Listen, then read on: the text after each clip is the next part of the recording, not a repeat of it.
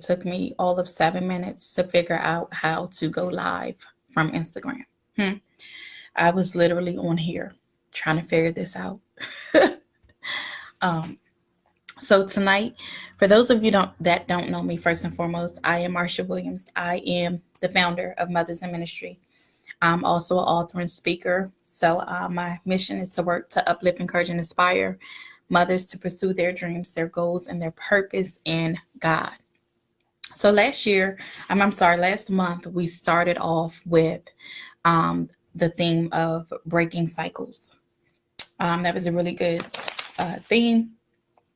And we had some really good empowerment sessions, had some really good women come on and just, give us some nuggets on how, cycles were being broken in their life. So I definitely wanted to start off the month of September again with that theme, but I wanted to start off solo just as an introduction to what we'll be talking about for the month of September. So if you notice, the month of September, I will be posting all types of content, whether it's YouTube videos, whether it's blogs, whether it's personal content, whatever. All content will be geared towards the theme of keeping your cup full.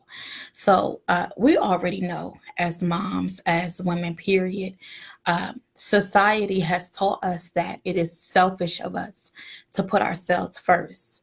I can speak for myself. There's been plenty of times where I might go to a grocery store, wherever, and feel completely guilty that I bought something for myself and didn't buy anything for my children. So sometimes society will cause us to feel like, we're selfish individuals if we put ourselves first.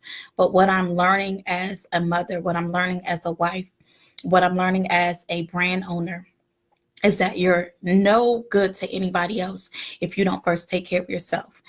You're ineffective in ministry, you're ineffective in business, you're ineffective at home if you do not first make sure that your cup is full.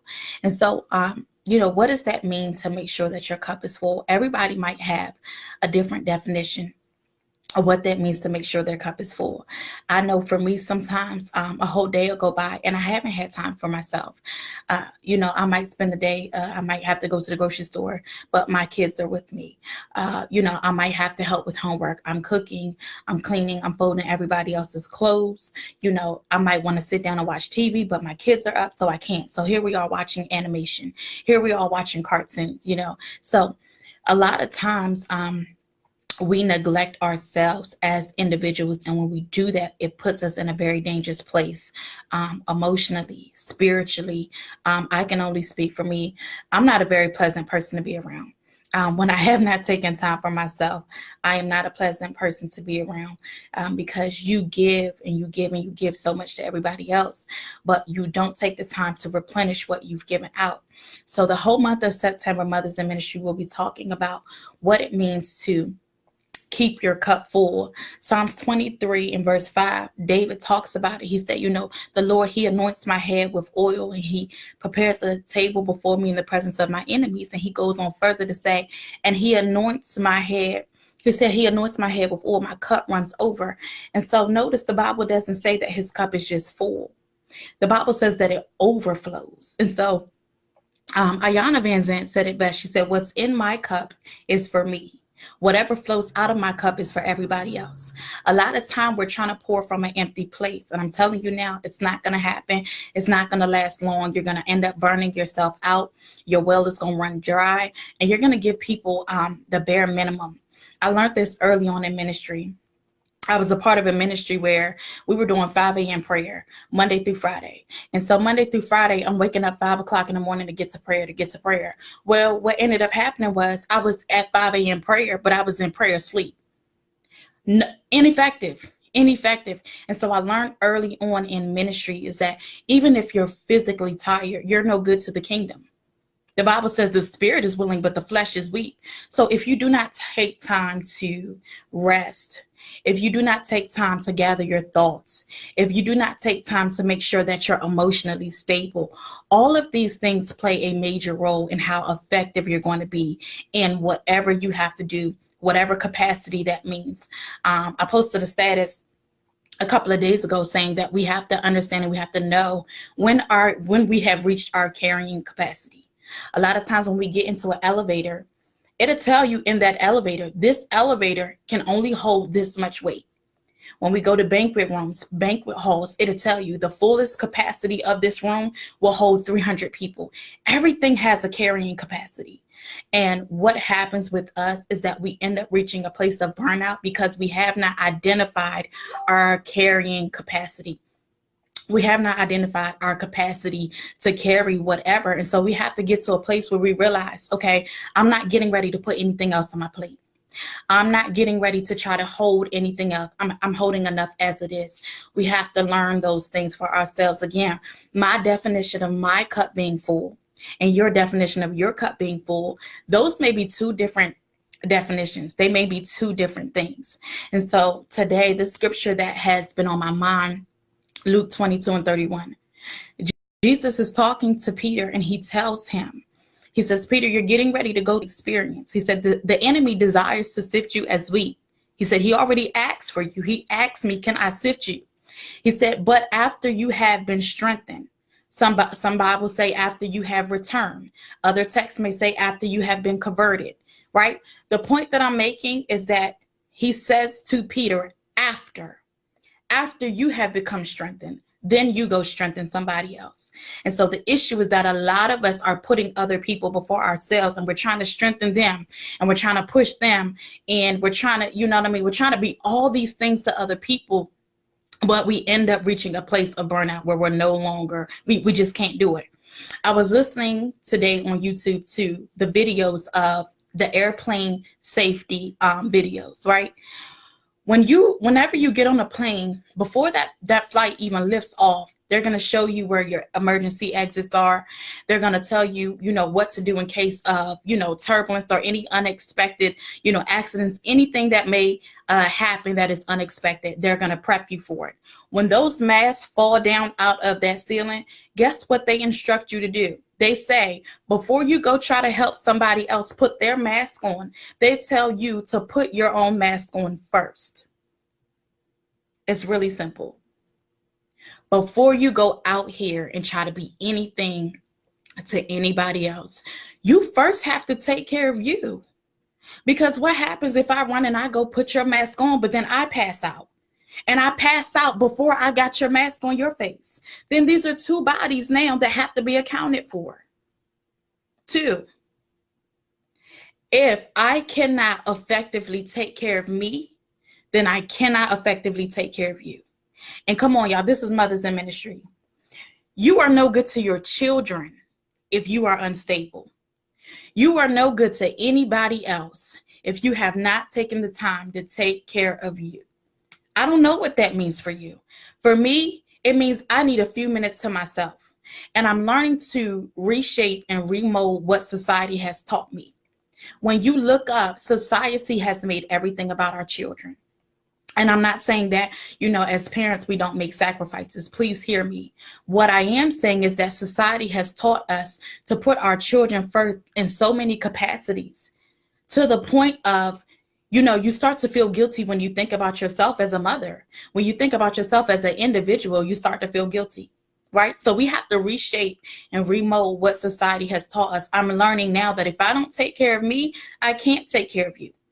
If I don't take care of myself as a mom, I can't take care of my children. What happens in a house when a mother is sick? What happens in a house when a mother is, or a wife is down? You know what I mean? A husband can be sick, but guess what? The laundry's still gonna get done. Dishes still gonna get done. Dinner gonna get cooked. Why? Because the woman is in the house and she's still moving. It's unfortunate because if a woman gets sick, she either gonna have to take her medicine and push through so that the house can still flow, or you're going to see evidence that something is out of order here. If a woman gets sick and she's down for the count, it's going to be evident in the house that something is out of order. Something is not right because the flow has been interrupted for whatever reason, right? So we're talking about for the whole month of September, keeping your cup full. What does it mean to be selfish? It means that you lack consideration. It means you're only thinking about yourself. You really could care less about anybody else as long as you're pleased. And so the difference between being selfish and self-love and self-care is that one is when you are self-loving on you or caring for you, you're doing this so that you can pour into other people. I'm taking care of me so that I can turn around to take care of you. I'm taking care of me so that you don't get the backlash of the time that I haven't gotten to myself. I'm taking care of me so that when you come in contact with me, you're coming in contact with a pleasant person. I can only be transparent and speak for me. When my days run together, when I'm going, busy, and I haven't had 2 minutes to just sit down and settle myself, I'm irritable.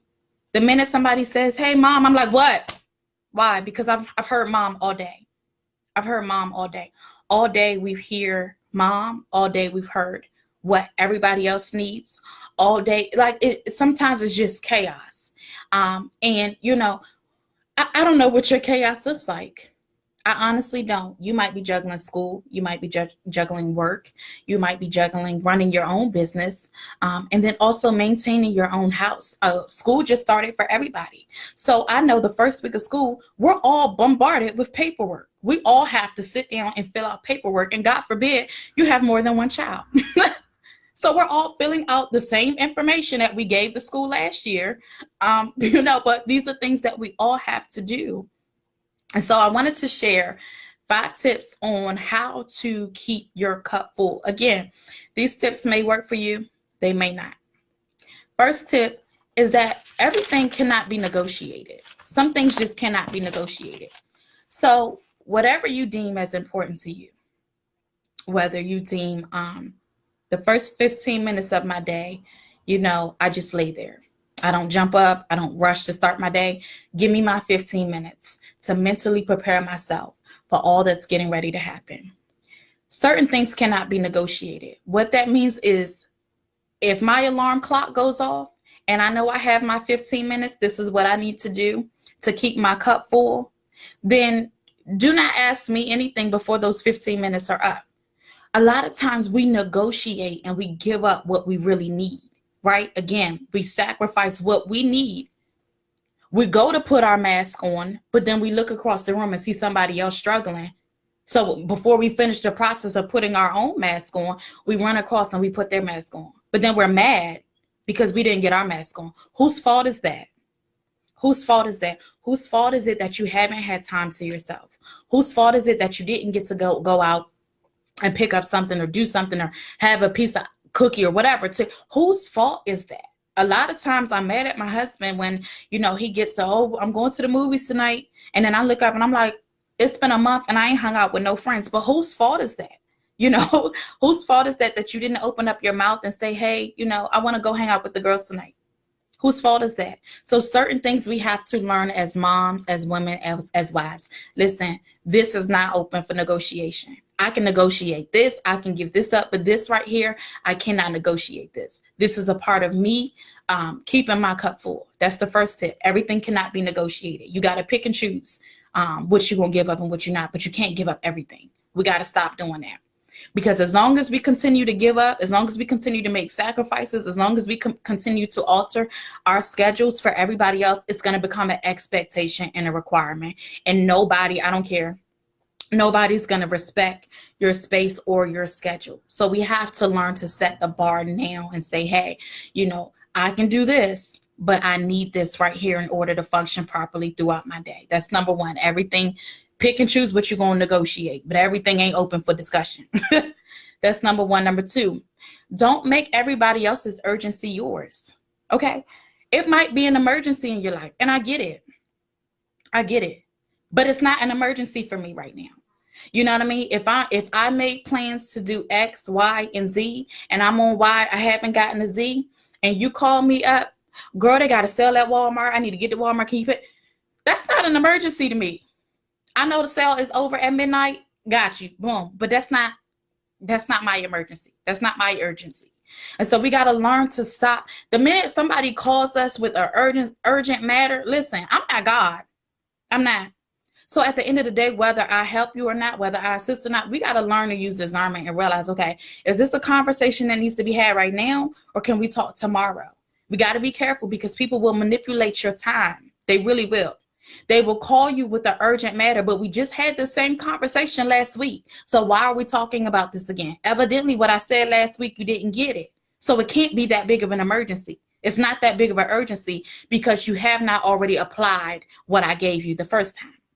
So we have to learn to stop allowing people to manipulate our time. My time is my time. I get the same 24 hours that everybody else gets. And God forbid I give everybody else my time and I have not given myself 1 hour. I haven't given myself 15 minutes. I haven't given myself 30 minutes. You go to work, you clock in, and for those 8 hours of that day, you belong to the company, right? You clock out, you go home. Listen, once you get home, the responsibility of the house is now yours. It's now yours, right? So you got to make sure dinner's cooked. If your house flow is anything like mine, you make sure dinner's cooked, homework gets done, clothes is washed. You're ready for the next day, clothes laid out. Did y'all get baths? Okay, boom. I have a baby, a 10-month-old. Okay, she's not making her own bottles. Okay, so then Miss Williams is making bottles. And so we have to realize, listen, it's an urgent matter for you, and I get it. Rome is on fire in your world, but Rome is not on fire in my world. We have to start using discernment. We have to, because what's going to happen is the night is going to come. We're going to go to bed. We're going to wake up. We're going to give everybody our time, everybody our attention. The night is going to come. We're going to go to sleep. We're going to wake up and we're going to do it all over again. And before you know it, we've created cycles. We've created patterns and habits of giving everything to everybody else. And we have a habit of being mad at people for what we feel like we didn't get or what we didn't have. But at the end of the day, you command your morning. You command your day. You know what I mean? You have to pick and choose and prioritize. What is the urgent matters of the day? What is urgent to me? What do I really need to get done today? We have to stop being interrupted by what everybody else deems urgent. Okay, that's tip number 2. We're talking about keeping your cup full. Number 3, the word no is not profanity. It's really not. Like, it's okay to tell people no. I mean, we have a hard time so much telling people no sometimes that we'll go places and we'll do things in the attitude that we really don't want to do it. And guess what? It really shows. It shows. It shows when people show up because they were simply asked. And it shows when people show up because that's what they wanted to do. I can't speak for y'all. I really can't. I'm so tired of doing stuff that I really don't want to do. Like, I'm just, no. If you invite me somewhere and I don't want to come, I'm not coming. I'm tired of coming just because, I'm going to go because she invited me and I don't want to seem. No, sweetie, I appreciate you so much. And I thank you so much that you even considered inviting me. But no, I don't want to come. I'm good. Nope. And we got to be okay with this. We really have to start being okay with telling people no. It's not profanity. It's not a cuss word. I promise. Like, you can make it into heaven telling people no. I guarantee you still gonna make it in. Tip number 4, resting is still doing something. What that means is people will invite us places, right?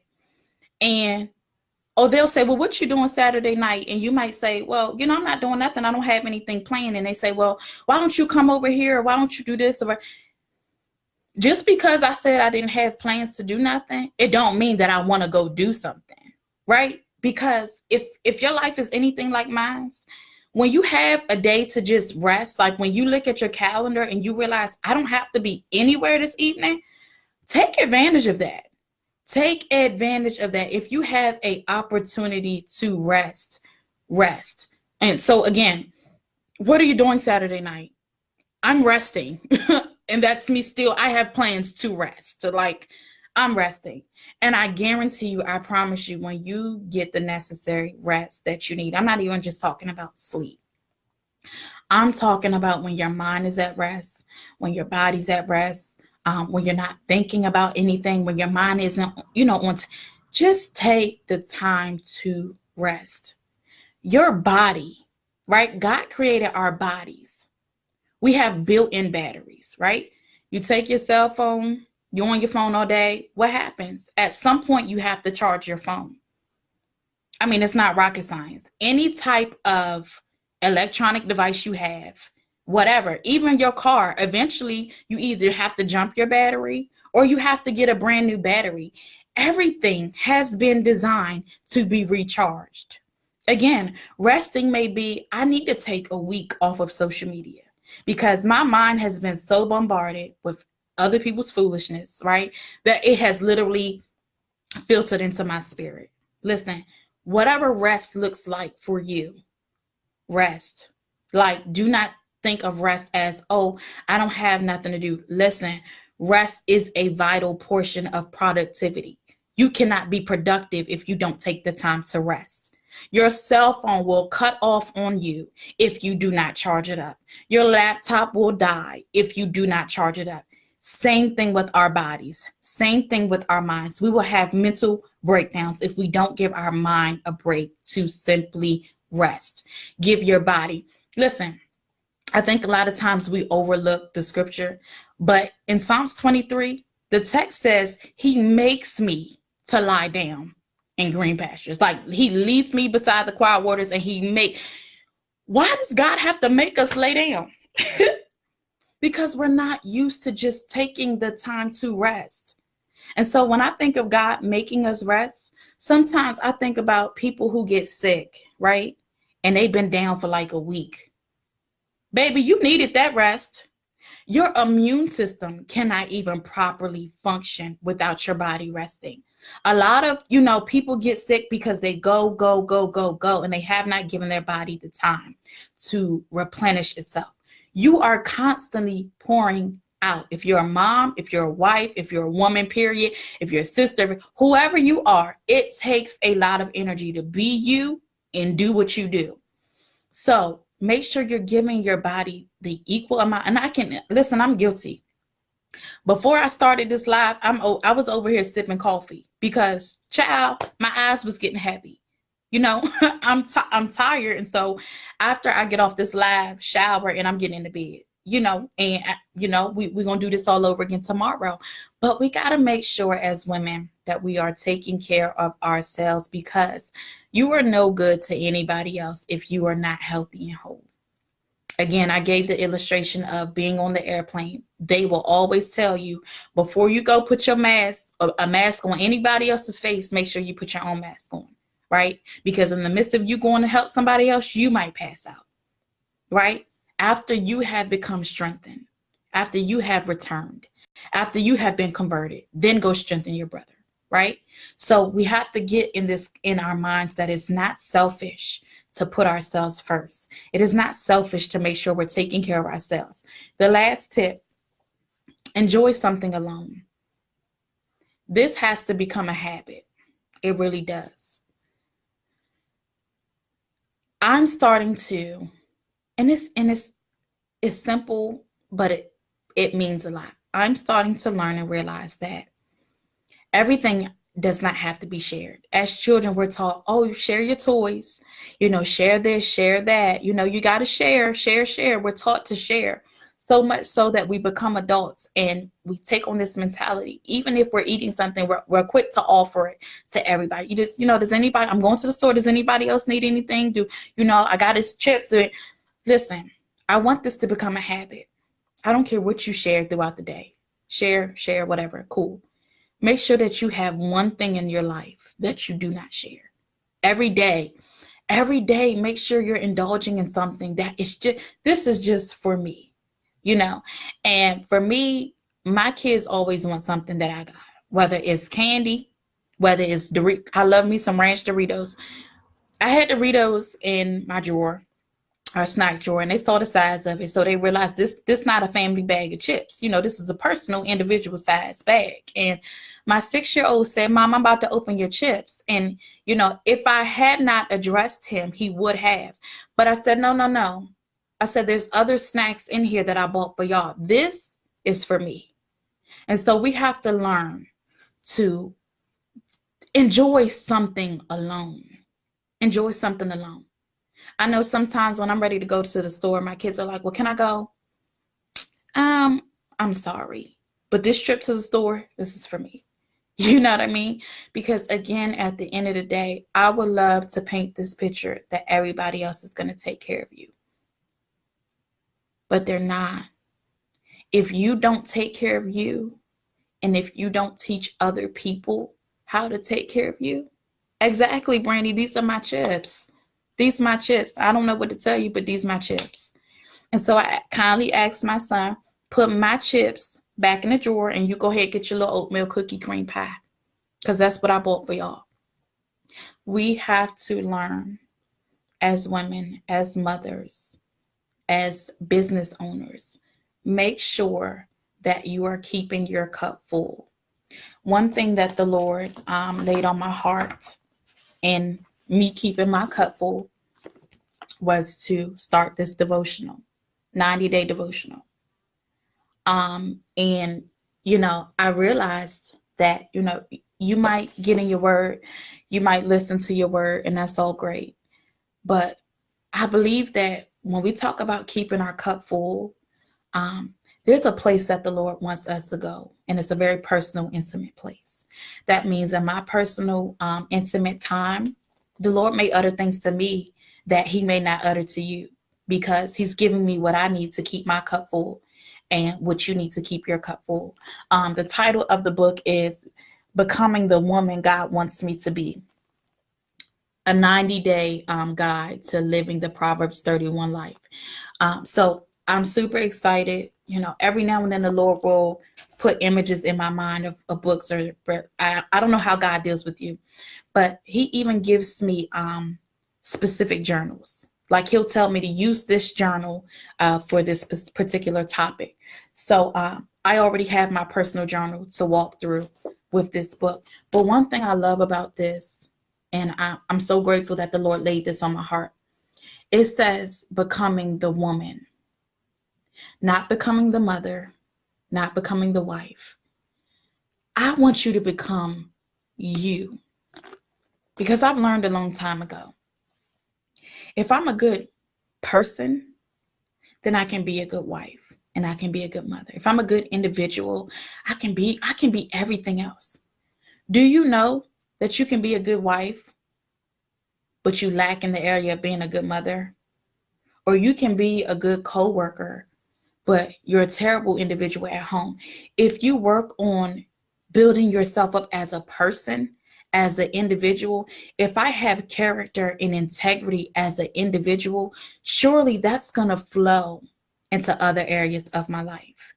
If I work on being a good woman for me, sometimes, y'all, we got to stop being mom and just start being Marsha. Some days, I done been mom all day long, but I haven't had the opportunity to just be Marsha. They're two different people. They're two different people. And so if I can build Marsha up, then the mother in Marsha is going to be phenomenal. If I can build Marsha up, then the wife in Marsha, she's going to be absolutely amazing. We can't focus on certain areas, right? We have to really tap into the things of God. So I'm excited, y'all, about going through this 90-day process. And another thing the Lord showed me in keeping my cup full, and again, this is all personal, I lack consistency. If this is a 90-day devotional, then it shouldn't take me 130 days to do it. If it's taking me 130 days, that means that somewhere I skipped days, that some days came and I did not pick up this book. And so I'm challenging myself on Instagram and Facebook, and y'all hold me to it. Ask me, did you do your devotional today?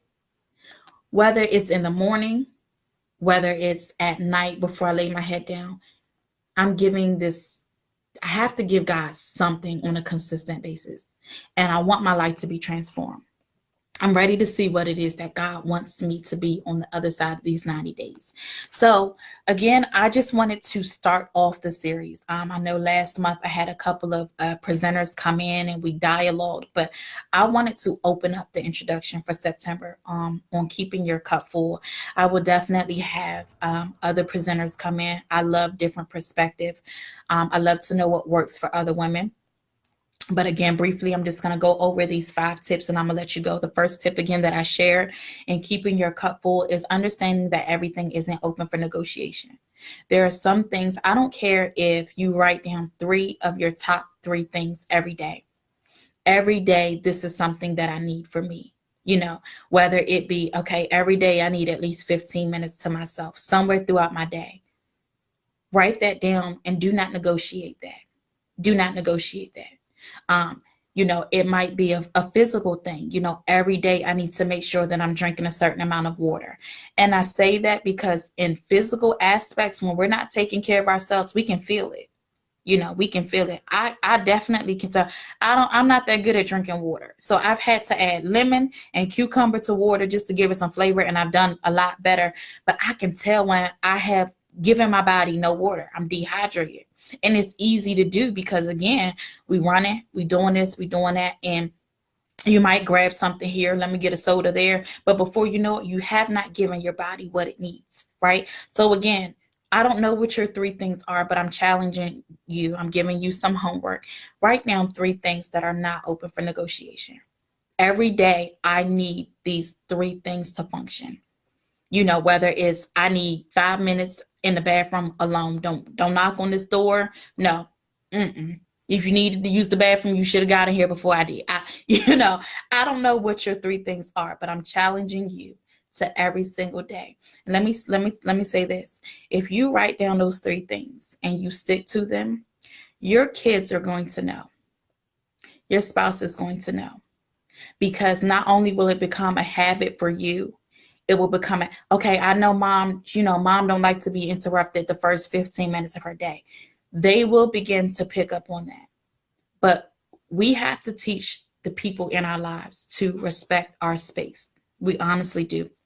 And there's nothing wrong with that. So again, write down the top 3 things that you need every single day to function. I will not negotiate these 3 things. I might have to make sacrifices in other places. I might have to reprioritize or shift my day around, but I will not negotiate these 3 things. I need these 3 things to keep my cup full. That's right. That's my first tip. The second tip was stop making everybody else's urgency your own. Okay. It might be an urgency for them. It's not your urgency. Right? We have to learn to stop taking on everybody's baggage, everybody's issues. Listen, I get it. We're trying to help everybody. We're trying to be all this stuff. But listen, again, if your mask is not on, then don't go run to put somebody else's mask on. You're going to pass out. You're going to pass out. Jesus specifically said to Peter, after you have become strengthened, then you go strengthen somebody else. You can't strengthen nobody if you tired and you weak and you weary. Go sit down. We both about to end up in the ditch. We the blind leading the blind. We the blind leading the blind. And so just make sure if you have a friend, if you have a sister girl, if you have somebody you're in covenant with, listen, make sure y'all not both down and out at the same time. Right? There's times where your girlfriend is going to need you to be strong. Make sure when she needs you that you're in that position and you in that posture. There's going to be times where you're weak, right? And she's going to be in a place to just make sure that you are keeping your cup full, because again, the text doesn't say that, he fills my cup, but it says my cup overflows. I believe God blesses us in abundance so that we can be a blessing to other people, right? It's so that we can, so whatever flows out of my cup, the encouragement that flows out of my cup is flowing out because I'm full of encouragement. I'm encouraged. I can't encourage you if I'm not fully encouraged myself. Like, you ever had somebody try to encourage you, but then they don't even sound that sure? Like, well, do you believe that God can do this for me? Because at this point, I don't even want to talk to you. You're done. I don't want to talk to you. We're done here. So just make sure that whatever you want to give to other people, make sure it's oozing out of you. If it's inspiration, make sure that you're inspired. If it's encouragement, make sure that you're encouraged. If you're praying and interceding for, make sure you have a strong prayer life that you've established yourself. Make sure. Brandy, you crazy. Number 3, no is not a profanity. It's okay to tell people no. And let me add this, y'all. No without an explanation. You don't have to always explain to people why you said no. Just respect the fact that I said no. without the explanation. And you can kindly say, thank you, but no. Oh, no. My favorite saying is, oh, no, thank you. Thank you, but no, thank you. Right? And I don't owe you an explanation. I don't have to make up something as to why I said no. I just simply said no. Why? Because again, these are my 24 hours and you have your own. Okay? That was tip number 3. Number 4 was resting is doing something. I'm not going to be able to do it. Nope, I ain't going to be able to do it. Number 4, rest. If somebody invites you somewhere and you know that your schedule is full, I don't have to run my kids back and forth to practice tonight. I don't have Bible study tonight. I don't have prayer. I don't have a meeting. I don't have anything. My schedule's open. If somebody invites you somewhere and your schedule is open, do not feel obligated to fill your schedule just because it's open. No, I don't have anything to do, so I'm going to take this opportunity to rest. Again, resting is still doing something. Resting leads to productivity. There's a difference between being idle and really resting, because when you're resting, right, you're repairing. Something's being repaired. Something's being restored. Something's being renewed, right? So take the necessary time to rest and feel okay with that. I know sometimes I'm getting ready to wrap it up, but I know sometimes, I might fix, Amar, you ready to eat? Y'all ready to eat? And, Amar might say, yeah, I'm ready to eat. And then, I fix his little plate and I might sit down on the couch. And then 20 minutes later, here comes Nathan talking about, Mom, I'm hungry. Oh, I'm sorry. You must have missed the announcement that dinner was ready. So now you're going to have to wait until I get up, because I started teaching my children, if when I'm up and I'm ready to serve, if you're not ready to be served, then when you are ready, you're now on my time. Now you're on my time. And so there's been plenty of times where I've, okay, I'm passing out drinks. Who wants soda? Here's your juice. And then, 15 minutes later, you decide that you want something to drink. I'm sorry, you're going to have to wait. Because after I've been up running around all day, I've decided to take a few minutes to sit down. So whenever I decide to get back up, I'll gladly get you something to drink. Let me tell you something. Our children, they don't care. And I don't mean it to be mean, but they don't care that your feet hurt. No, they don't. They're not bothered by the fact that you're tired. No. Why? Because they're little crumb snatchers. They don't care. They don't care if, you haven't had something to yourself. They're unbothered by that. Okay, Mom, I know you haven't had a snack to yourself, but can I still have your last chip? Honestly, that's the last thing on their mind is what you have or don't have, right? I can guarantee you your children aren't going to wake up tomorrow and say, how can I serve Mom today? They're not. And so you have to wake up and say, God, how can I best give me what I need first so that I can give everybody else what they need? How can I do that? The last tip was enjoy something to yourself. I challenge you to go to Walmart and buy something for yourself and don't put not one thing in the cart for your kids. I don't care if you need nail polish remover. Go get the nail polish remover alone, just the nail polish remover. Don't you buy no socks. Don't you buy no candy. Don't you buy no little Huggies. No. Enjoy something to yourself and do not feel bad about that. Don't feel bad. I remember one day my kids came and Amar went out to my car and he was like, Mom, I see what you had. And I was like, what? You had chips. But he said it like number one, it was a crime for me to have chips. Like he said it like I was trying to hide it from him. Like, I see what you had, Mom. Okay, was I supposed to throw the bag away before you saw it? Or, but I want to show you how they think. That if you go out and you do something by yourself, it's a crime to them. Mom, you're not supposed to enjoy life without me, So my last tip in keeping your cup full is enjoy something alone. I don't care if it's an ice cream sandwich. Y'all probably like, why she keep talking about food? Listen, food, food gives me life. Food makes me happy. All it just, it blesses me in a way that, other things just can't. I love food. It makes me happy. It identifies with my weakness. But that was my last tip. 5 tips in keeping your cup full, right? Psalms 23:5 says, He anoints my head with oil. He prepares a table before me in the presence of my enemies. And He said, my cup overflows. I'm not saying that you're going to always be in a place where your cup is overflowing. But what I am saying is that your cup is your cup. Nobody's responsible for your cup but you.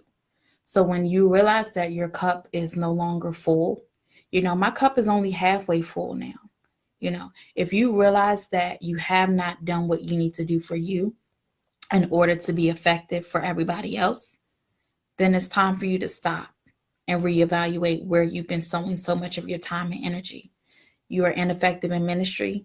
You're ineffective at home. You're ineffective on your job if you have not taken the necessary time that you need to make sure that you as an individual are in a healthy place, in a good place, right? So make sure that your cup is full by any means necessary. Again, I want to thank you all for joining me tonight on the broadcast. I am streaming live on Facebook as well as Instagram. So I just want to thank all of you that just thought it not robbery to tune in with me tonight.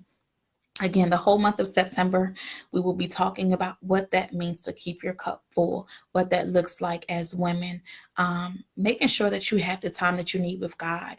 That has been my number one. I need God so much, y'all, because in His presence, I don't have to pretend to be anything that I'm not. If I'm weak, then I get to be weak in the presence of God.